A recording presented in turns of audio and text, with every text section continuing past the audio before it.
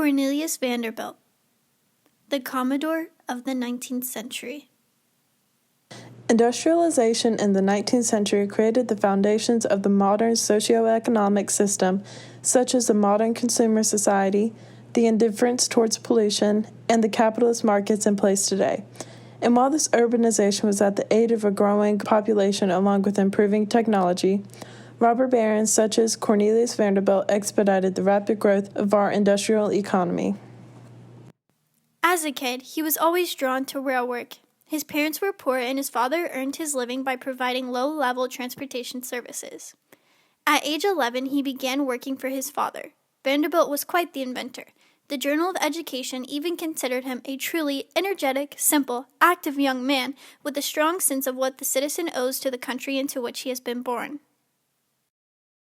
With such motivation, he set up a ferry service that transported people from Staten Island across New York Harbor to Manhattan. In a short time, he outperformed his competitors with prices as low as 18 cents. Vanderbilt also took over the steamboat industry on the Long Island Sound and then the connecting railroads. While the railroad industry was still building a foundation, Cornelius Vanderbilt decided that railroads would be the next stepping stone for growing his business.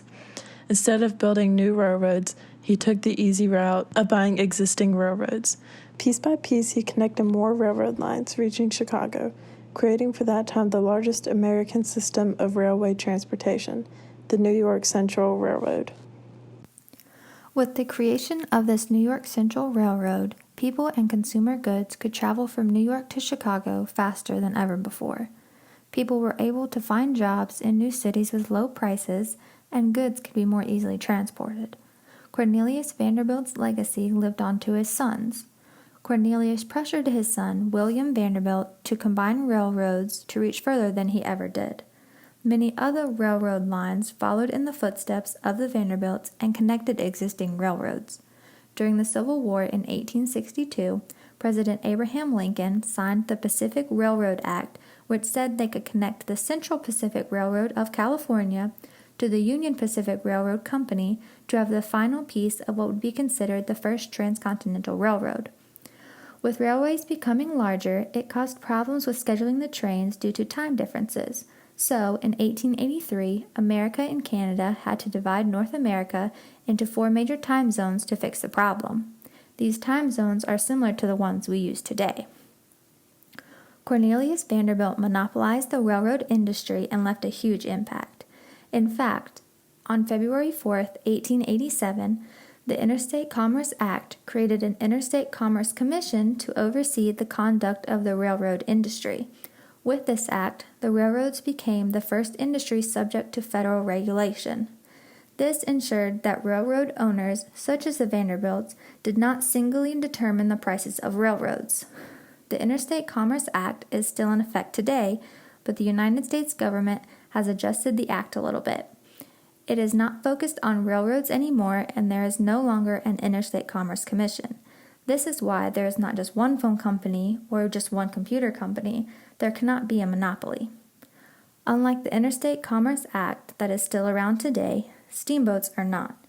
While they are not around anymore, they still have a lasting impact on the United States. Steamboats activated trade along the Mississippi. It brought new towns, new industry, and new jobs. Steamboats helped create a national economy and drew people away from cities on the coast and to cities along rivers. As a result, the transportation industry became an important part of the industrialization process of the 19th century. Among the various businesses of Cornelius Vanderbilt and the Industrial Revolution, environmental concerns were beginning to build up. Vanderbilt's railroad industry is a great example. The construction of railways caused paving over vegetation, construction of bridges, draining of wetlands, mass deforestation, and the construction of dams. This caused essential resources for animals and habitats to diminish, which damaged the ecosystem. In addition, it also impacted the Native Americans. During this time, railroads were built all throughout the Great Plains, and their construction completely depleted or killed off many food sources and resources that were essential to the natives. For example, the Native Americans relied very heavily on buffalo and bison as a food source during this period. In 1872 alone, Over 2 million of the buffalo and bison in this region were killed to feed the railroad laborers. This was a very effective method for the construction because the more buffalo killed, the more natives that would move away and go elsewhere to find more food, thus leading to less interference from the natives. After the buffalo were killed, they were stripped for their tongue and hide. In this time period, the tongue of a buffalo was quite expensive as well as the hide, which provided a great piece of clothing to stay warm. No burial was given to these animals. Skull mountains began to appear, and their bodies were left to rot. Not only did the railroads lead to so many environmental problems, Vanderbilt had a fleet of over 100 steamboats that used coal to power the boats instead of wood. While this may lead to lesser use of wood, coal is a very harmful fossil fuel that is destructive to the ozone layer. However, the boats themselves were made out of wood, which led to mass deforestation throughout the United States. Many negative impacts on the environment can still be seen today from the use of railroads and steamboats. Because of these, the ozone layer is permanently damaged, which causes a greater danger for everyone in the world, not just the United States. The ozone layer is responsible for protecting us from the sun's harmful UV rays, and things such as heavy fossil fuel usage break down this layer.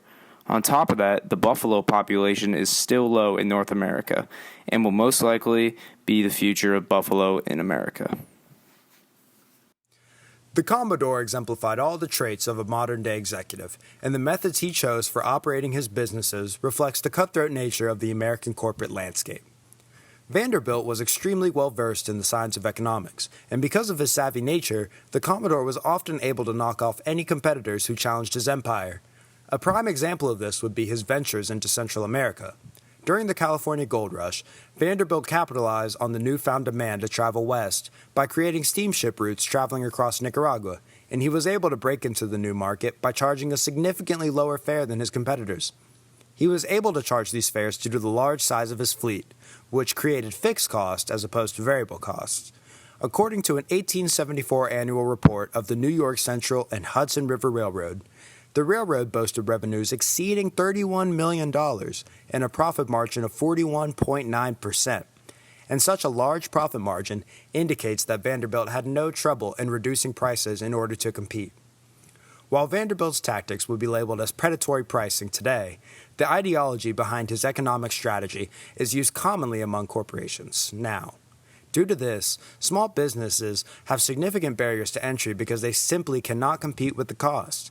Lack of small business causes wealth to leave local communities, and this can lead to issues that are prevalent in our modern times, such as consolidation of wealth and income inequality. However, there are benefits to this ideology focused on keeping costs low, such as keeping a market competitive and keeping customers happy with low prices. The Commodore was an extremely savvy businessman with a great deal of both social and economic power. And due to the sheer amount of wealth that was amassed through his operational profits, Vanderbilt was able to utilize this wealth to dominate the market share. This was evident in the latter stages of his career, as the Commodore's main tactic in the railroad industry was to acquire stocks in his competing companies and merge them into one large conglomerate. This formula is utilized by a majority of the top-level companies today, such as T-Mobile or Disney. And these high-level mergers create monopolistic features that stifle a competitive market because corporations are basically buying out their competitors in order to gain market share. While many businessmen employed this tactic in the late 1800s, many would say that Vanderbilt served as a blueprint for future executives to expand their business through mergers and acquisitions. In the mid-1860s, Wall Street was home to corruption and unethical business practices due to the lack of regulation. Government officials, such as judges or congressmen, were constantly targeted for bribes, and there was little to no general set of accepted rules. There was barely any sense of formality among the stockbrokers, and according to John Steele Gordon, the New York Stock Exchange in the 1860s was similar to a private club with stocks even sold on the literal street outside the office. Railroad stocks were a hot commodity on the Wall Street market at the time, and businessmen such as Vanderbilt would often buy new stock and new lines to get ahead of the economic opportunity. However, due to the lack of regulation and corruption that encompassed Wall Street, the railroad industry proved to be scandalous throughout the 19th century. The Erie Railroad, which took 17 years and over $23 million to complete, is a prime example of the consequences that can come from an unregulated market. Erie Railroad experienced tremendous growth in its first years in business. However, the company was poorly managed. The railroad was in frequent need of financing to support the constant expansion of new tracks, and debt began to overtake the company. Management stopped paying dividends on common stock in 1854, and by 1857, both the U.S. economy and the Erie Railroad began to collapse. In 1867, the Commodore proposed to the board members of Erie Railway to merge with New York Central, and once Vanderbilt was turned down, he attempted to buy out the Erie Railway. The general public condemned the business practices of Erie, and many believed that Vanderbilt purchasing stock in the company would restore a sense of conformity in the industry. However, the original owners of the railroad line, Daniel Drew, Jim Fisk, and Jay Gould, continued to print worthless stock to sell without any backing. And once Vanderbilt discovered this, a host of well-publicized legal battles began. Bribery and corruption encompassed the entire proceedings, and this discredited New York as the nation's capital of business. These unethical practices provided a basis of reform, as both the New York Stock Exchange and the New York Bar Association established a code of ethics and rules to prevent this level of corruption from happening again. Both the New York judicial system and the stock exchange were guilty of the gross abuse of the powers held by them, respectively.